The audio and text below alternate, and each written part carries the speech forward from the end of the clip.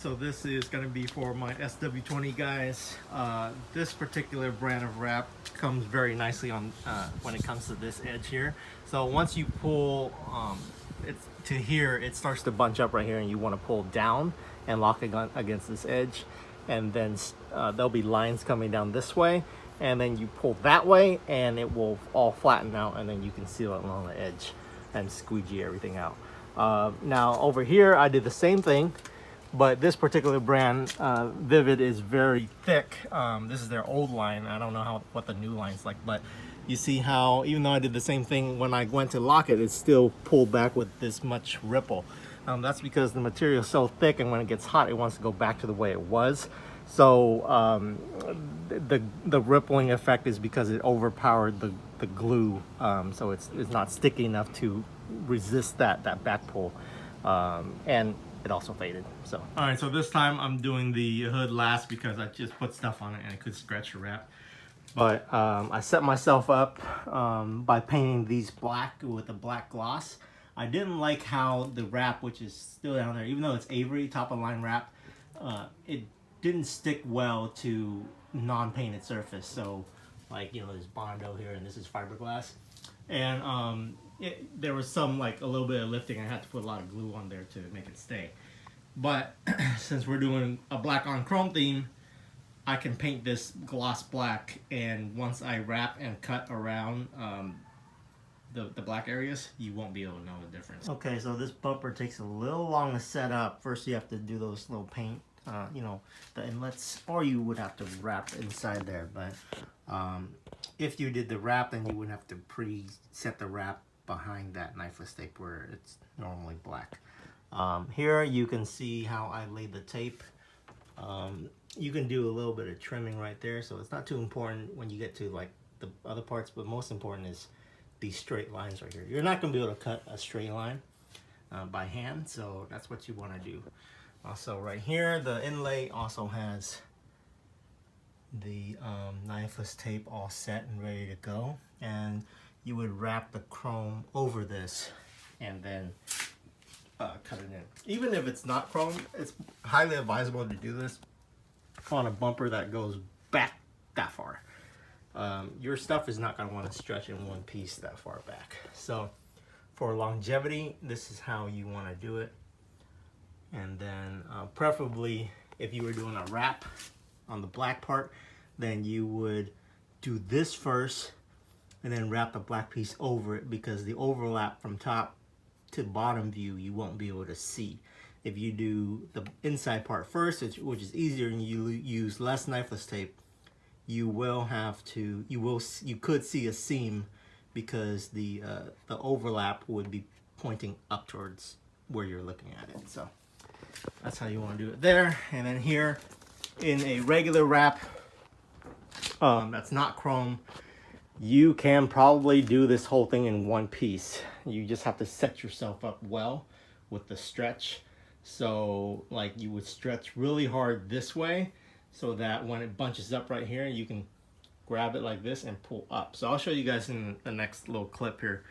But since I'm doing a chrome, I'm gonna do this in two pieces and make an overlap line that's pointing down. So I'll do this bottom first and then this top part, and then looking at the top down, which is when you normally get this car, you wouldn't be able to see it. But by doing it in two pieces, the chrome doesn't really like to bend that much. Even though this is a matte chrome, especially reflective chrome, you can risk overstretching and seeing like stretch marks. So what you want to do is do this bottom piece as a whole flat, and it just wraps right around there, and you don't have to stretch it much. And then you do the top, and then you just barely stretch it right here. So all right, let's go.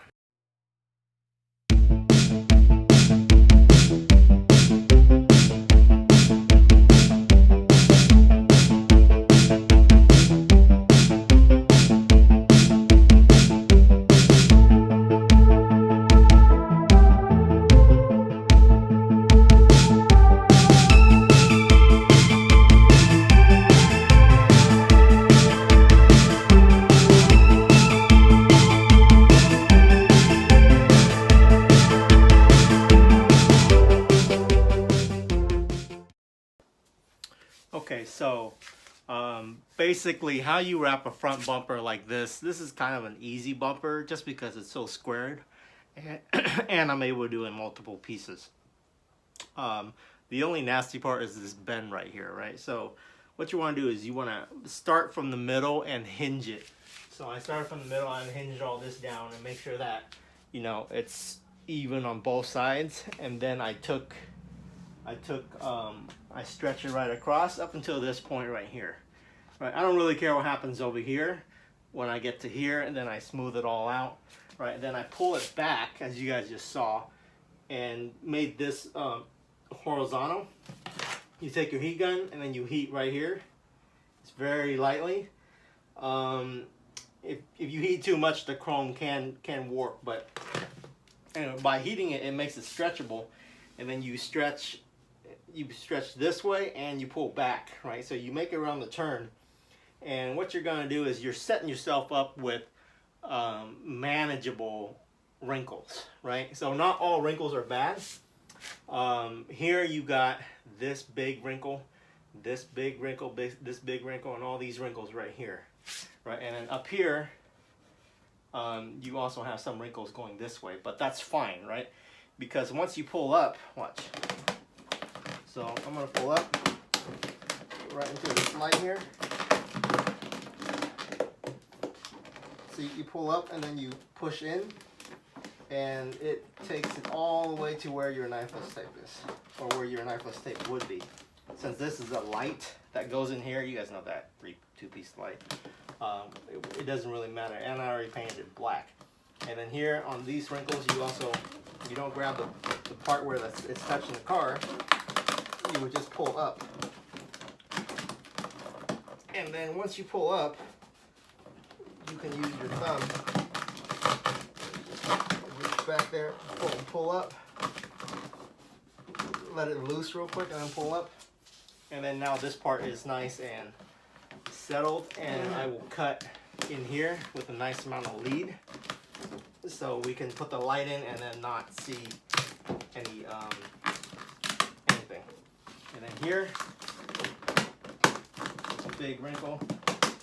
Kind of have to get behind it and also pull up again. Very easier. It's a lot easier to hinge it on the top part that you're not working. And you basically, when you're reaching back there, you don't want to touch any part of the wrap that will be contacting the car, or you want to avoid that as much as possible, because your hands are probably going to be contaminated, and you might get some dust or whatever from your hands on it. Okay, so once you get to here, it's pretty simple. You pull the bottom down, hinge it off with the bottom edge. You use the palm technique. There's a slight curve in here. You just palm it into there, and then you go back with a squeegee later. And then you basically want to push it into that little dent or any recessed area, and that will get you to not have any pop out issues later on when it gets hot.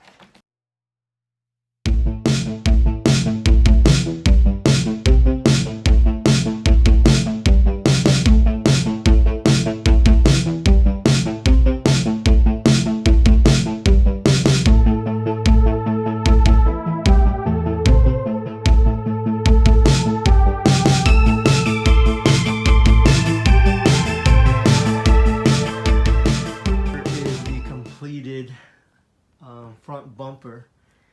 Going around this turn right here is a little harder than I thought it would be, just because my piece was completely flat and 10 inches wide going straight. So when I got to here, I had to kind of heat it up and cut some relief cut right down here, just so that I can make that bend.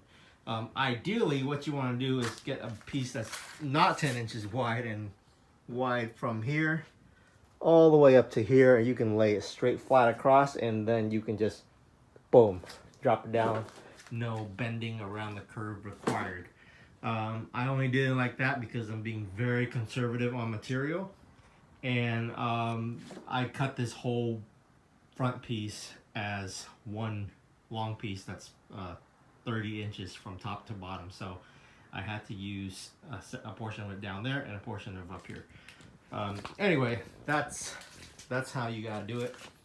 If you're being conservative, if you have a lot of material to use, then you don't have to kind of like do it like I did and risk messing up that bend there, because that's the point where you could mess up and you would lose this whole top piece if you're doing it in two pieces.